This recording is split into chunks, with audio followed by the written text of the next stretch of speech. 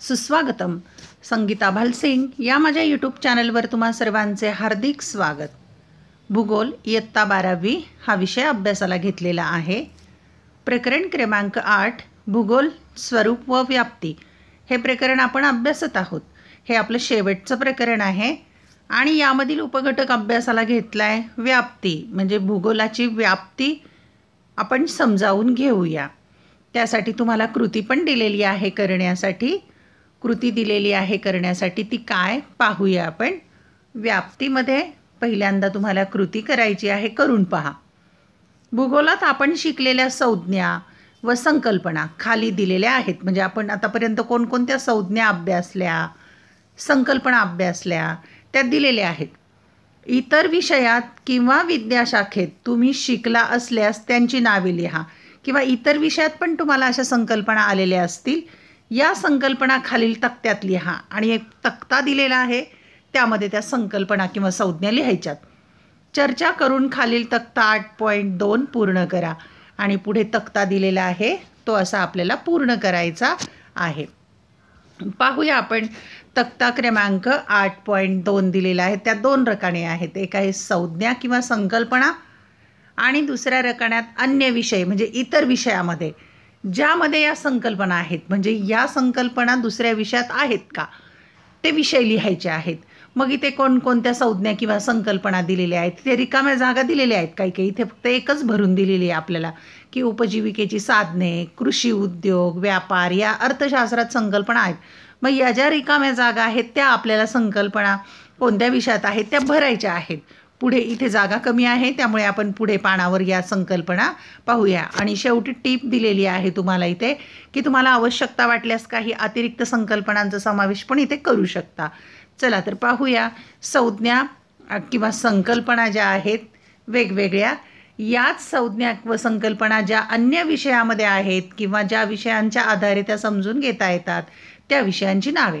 म्हणजे भूगोलाच्या संज्ञा आहेत, संकल्पना आहेत, पण ते इतर विषयात पण आहेत. पाहूया आपण. संज्ञा पहिली. प्रक्षेपणासाठी आवश्यक असणारी आकडेमोड. प्रक्षेपणांचे प्रकार हे कशामध्ये आहे दुसऱ्या विषयात, तर अंकगणितात आहे, बीजगणितात आहे आणि भूमितीमध्ये पण आहेत. नंतर उपजीविकेची साधने, कृषी उद्योग, व्यापार इत्यादी हे अर्थशास्त्रात पण संज्ञा संकल्पना अभ्यासले जातात. उत्पादन खर्च, GDP उत्पन्न, संसाधने, टंचाई इत्यादी अर्थशास्त्रात या संज्ञा अभ्यासल्या जातात. सामाजिक संबंध, समाजशास्त्रामध्ये या संज्ञा किंवा संकल्पना अभ्यासल्या जातात. पुढे विषमता, लोकसंख्याशास्त्रात आणि अर्थशास्त्रात पण अभ्यासलं जातं. नंतर मानवाची वांशिक संरचना इतिहासात अभ्यासली जाते. मानवाची उत्क्रांती इत्यादी प्रागत इतिहास किंवा इतिहास म्हटलं तरी चालेल. खडक विज्ञानामध्ये अभ्यास होतो. खनिजे भौतिकशास्त्रात, रसायनशास्त्रात संज्ञा अभ्यासल्या जातात. विविध हवामान आणि प्राकृतिक रचनेतील मानवाचे वर्तन ते विज्ञान आणि समाज विज्ञानामध्ये अभ्यासले जाते या संज्ञा. आणखी पाहूया. निवडणुकीचे मतदारसंघ ते नागरिक शास्त्रात अभ्यास होतो. मतदानाचे आकृतिबंध, शासन प्रणालीचे प्रकार राज्यशास्त्रात. जीवमहंती, अन्नसाखळी, वने इत्यादी जीवशास्त्रात. रासायनिक विदारण, अपक्षरण, आम्लवर्षा इत्यादी रसायनशास्त्र आणि भौतिकशास्त्रात अभ्यासले जातात. सरासरी अंकगणितामध्ये. नंतर फरक, सहसंबंध, प्रतिगमन म्हणजे घट इत्यादी संख्याशास्त्रात अभ्यासलं जातं. अनेक ठिकाणांचा भूतकाळ, सद्यस्थितीत येण्यापूर्वी झालेला विकास इत्यादी विविध स्वरूपातील प्राचीन दस्तऐवज, ग्रंथालयशास्त्र आणि इतिहासामध्ये या संकल्पना अभ्यासल्या जातात. आता यावरून आपण भौगोलिक स्पष्टीकरण पाहूया. आपल्या असे लक्षात येते की नैसर्गिक आणि सामाजिक शास्त्रे यातील सर्व विद्याशाखा भूगोलाशी निगडीत आहेत. आता ते पुढील आकृती 8.4 मध्ये आपण पाहणार आहोत. गोलातली आकृती तेव्हा लक्षात येईल की नैसर्गिक आणि सामाजिक शास्त्रात यातल्या सगळ्या विद्याशाखा भूगोलाशी निगडीत आहे, परस्परांशी संबंधित विषय आहेत. भूगोलातील भूशास्त्र, हवामानशास्त्र, जलशास्त्र, मृदाशास्त्र हे अनुक्रमे प्राकृतिक भूगोलातील भूरूपशास्त्र, हवामानशास्त्र, सागरशास्त्र, मृदा भूगोल यांच्याशी निगडीत आहे. म्हणजे प्राकृतिक भूगोलाशी कसं निगडीत आहे. नंतर नकाशाशास्त्रीय तंत्रासाठी गणिताचे ज्ञान आवश्यक असते. तसेच नकाशा व आकृत्या काढण्यासाठी गणिताचे सर्वसाधारण आकलन आवश्यक असते. नकाशा आकृत्या काढायचं तर गणित आवश्यक आहे. माहितीचे विश्लेषण करण्यासाठी भूगोल तज्ज्ञ विविध संख्याशास्त्रीय तंत्रे आणि गृहीतकांच्या चाचण्या वापरतात. म्हणजे संख्याशास्त्रसुद्धा माहिती असलं पाहिजे. सामाजिक शास्त्रातील प्रत्येक विषयाचा अभ्यास मानवी भूगोलात केला जातो. सामाजिक शास्त्रातले जे जे विषय आहेत मानवी भूगोलात समाविष्ट होतात, ज्यामध्ये प्रत्येक घटकाचा पृथ्वीवरील स्थान आणि वितरणाशी संबंध येतो. सामाजिक शास्त्रे जसे आता उदाहरणार्थ पाहू कोणकोणत्या सामाजिक शास्त्राचा भूगोलाशी संबंध आहे. समाजशास्त्र, राज्यशास्त्र, अर्थशास्त्र, लोकसंख्याशास्त्र आणि इतिहास यांचा मानवी भूगोलातील सामाजिक भूगोल, राजकीय भूगोल, आर्थिक भूगोल, लोकसंख्या भूगोल आणि ऐतिहासिक भूगोल यांच्याशी निकटचा संबंध आहे. म्हणजे हे सर्व परस्पर संबंधित विषय आहेत.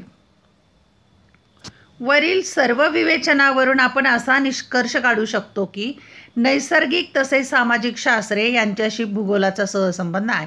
म्हणजे नैसर्गिक शास्त्र असो किंवा सामाजिक शास्त्र असो यांचा भूगोलाचा संबंध आहे. त्याचबरोबर त्यातील प्रत्येक शाखेची स्वतंत्र व्याप्ती आहे. याचे कारण म्हणजे स्थळ काळ परत्वे विषय घटक भिन्न असतात. स्थळ आणि काळानुसार विषय घटक भिन्न असतात. भूगोल या विषयाने आपल्या मर्यादेनुसार इतर विषयातून अनेक गोष्टी आत्मसात केल्या आहेत. मुख्य विद्याशाखांमधून भूगोलाच्या अनेक शाखा विकसित झाल्या आहेत. त्यामुळे भूगोल हा एकात्मिक आणि आंतरशाखीय विषय बनला आहे. सर्व विषय हे परस्परांशी संबंधित आहे. भूगोलाने अनेक शाखेतून माहिती घेतलेली आहे. आता पाहूया आपण इथे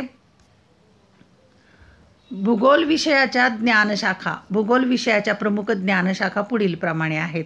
19 ज्ञानशाखा आहेत. 1 खगोलशास्त्र, 2 हवामानशास्त्र, 3 भूरूपशास्त्र, 4 भूगर्भशास्त्र, 5 मृदाशास्त्र, 6 कृषी भूगोल, 7 सागरशास्त्र, 8 जीवभूगोल, 9 पर्यावरणशास्त्र, 10 मानवी भूगोल, 11 आर्थिक भूगोल, 12 राजकीय भूगोल, 13 लोकसंख्या भूगोल, 14 ऐतिहासिक भूगोल, 15 सामाजिक भूगोल, 16 नकाशाशास्त्र, 17 सुदूर संदेश वहनशास्त्र, 18 भौगोलिक परिणाम पद्धती आणि 19 भौगोलिक माहिती प्रणाली इत्यादी. या सगळ्या भूगोलाच्या ज्ञानशाखा आहेत. हेच या आकृतीमध्ये दिलेलं आहे. पाहूया 8.4 आकृती आहे. भूगोलाचा अन्य विषयाशी असलेला सहसंबंध. पहा इथे मध्ये भूगोल हा विषय दिला आहे आणि पिवळ्या रंगामध्ये दिलेला आहे प्राकृतिक भूगोल.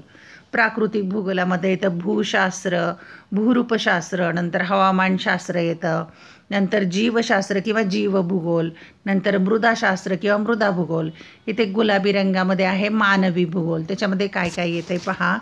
तर लोकसंख्या भूगोल येतं, लोकसंख्याशास्त्र, नंतर सामाजिक भूगोल किंवा समाजशास्त्र, मानसशास्त्र किंवा मानवी वर्तणुकीचा भूगोल, नंतर अर्थशास्त्र किंवा आर्थिक भूगोल, नंतर राजकीय भूगोल म्हणजे राज्यशास्त्र, नंतर ऐतिहासिक भूगोल म्हणजे इतिहास.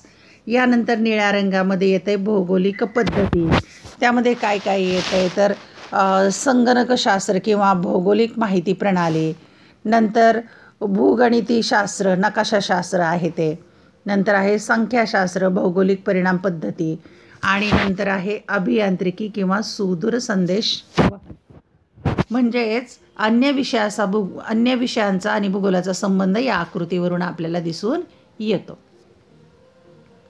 धन्यवाद. व्हिडिओ लेक्चर आवडल्यास चॅनल सबस्क्राईब करा, बेल आयकॉन प्रेस करा म्हणजे मी नवीन व्हिडिओ पोस्ट केल्याचं नोटिफिकेशन मिळेल. अभ्यासासाठी शुभेच्छा.